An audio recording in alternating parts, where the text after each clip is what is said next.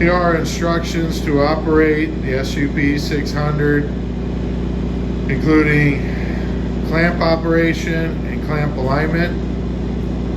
Alright, so when cutting round material, it is important to center the pegs on the crest of the material.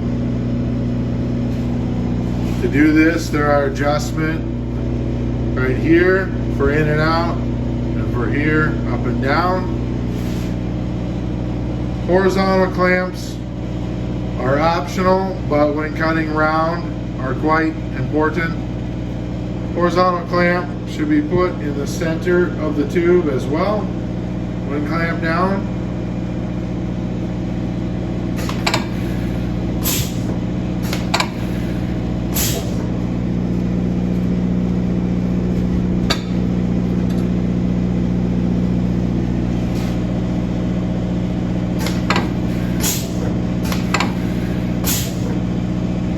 Clamp is done right here with that as well. Close.